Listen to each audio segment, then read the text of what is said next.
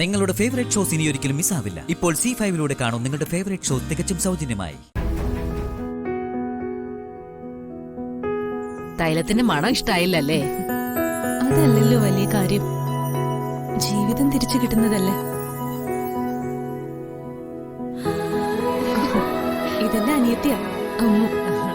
എനിക്ക് മനസ്സിലായി, കൂടെ നിൽക്കാൻ ആള് വന്നല്ലോ. ഞാനിപ്പോ വരാവേ. ശരി ചേച്ചി. ശരി.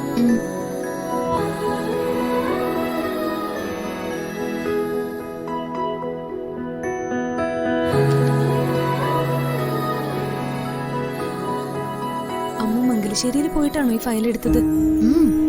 ആരും അറിയാതെ കാര്യം സാധിച്ചില്ലേ? എന്നെ ആ വീട്ടിൽ ഒരാളെ കണ്ടിട്ടുള്ളൂ, അത് ദിനേശേട്ടനാ.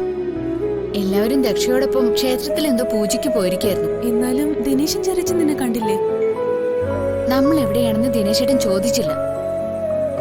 ദിനേശേട്ടന് ചേച്ചി വിവാഹത്തിന് മുന്നേ സുഖപ്പെട്ടാൽ മാത്രം മതി. നമ്മളിവിടെ ഉണ്ടെന്ന് ഞാൻ പറഞ്ഞതുമില്ല.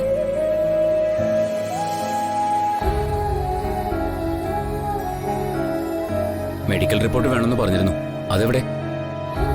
അതങ്ങ് കൊടുക്കാമോ?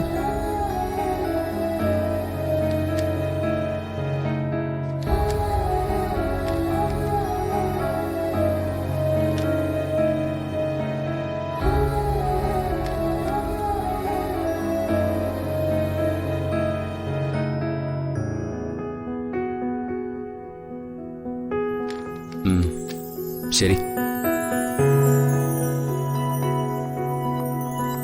തിരുമേനിയുടെ സഹായിയാ.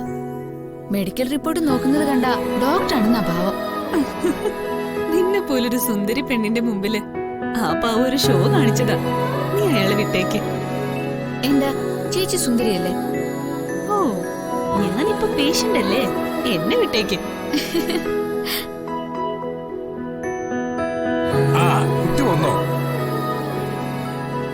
ആ ട്രീറ്റ്മെന്റ് ഫയല് ഗോവിന്ദനെ ഏൽപ്പിച്ചു വിട്ടോ?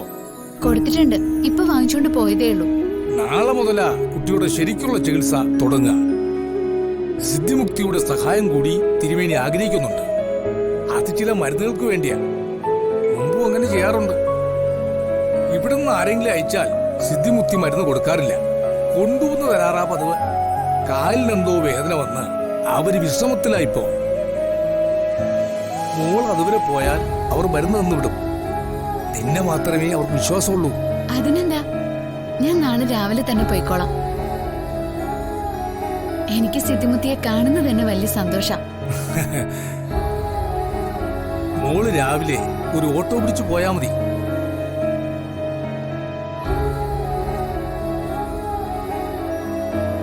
അമ്മ യാത്ര കഴിഞ്ഞ് വന്നതല്ലേ ഉള്ളൂ, പോയി ഒന്ന് ഫ്രഷ് ആവ്. അച്ഛനും അമ്മയും നിന്റെ വരവും കാത്തിരിക്കോ? എന്ന് ഞാൻ പോയിട്ട് വരാം.